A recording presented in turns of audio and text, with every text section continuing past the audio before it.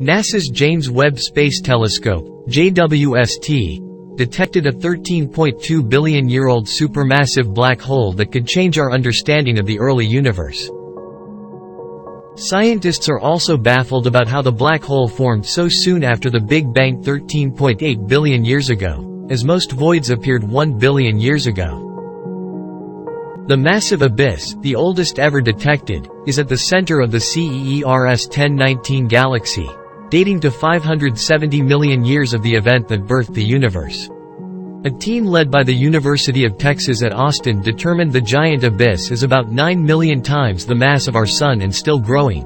It is feasting on surrounding interstellar gas and dust.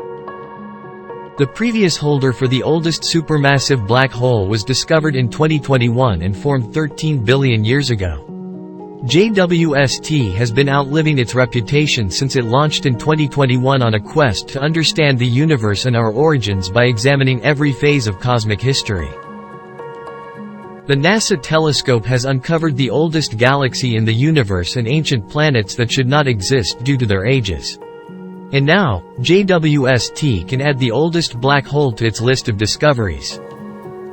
Scientists were amid the Cosmic Evolution Early Release Science Survey led by Stephen Finkelstein when they received data about the massive void.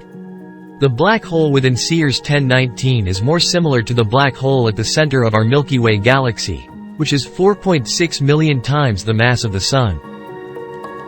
However, it is also much smaller than most that clock in at more than 1 billion times the mass.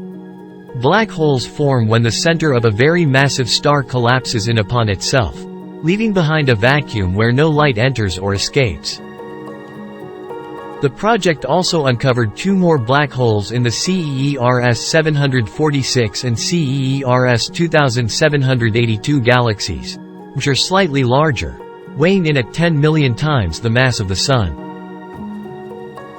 Astronomers call the trio the CEERS lightweights, and believe they could reshape our understanding of how supermassive black holes formed and grew during the universe's first billion years. This is critical because the universe was cast in a dense fog during this period, known as the era of reionization, researchers shared in a press release. At this time in the universe, neutral gas became ionized over hundreds of millions of years, making it transparent to ultraviolet light. What led to this period is unclear, though it's something astronomers hope JWST will be able to answer.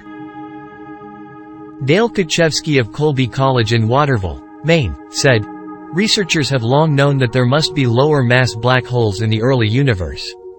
Webb is the first observatory that can capture them so clearly. Now we think that lower mass black holes might be all over the place, waiting to be discovered." Before Webb, all 3 black holes were too faint to be detected. With other telescopes, these targets look like ordinary star-forming galaxies, not active supermassive black holes, Finkelstein added. This was possible through JWST's sensitive spectra that allowed researchers to measure precise distances to, and therefore the ages of, galaxies in the early universe. Until now, research about objects in the early universe was largely theoretical, Finkelstein said. With Webb, not only can we see black holes and galaxies at extreme distances, we can now start to accurately measure them. That's the tremendous power of this telescope.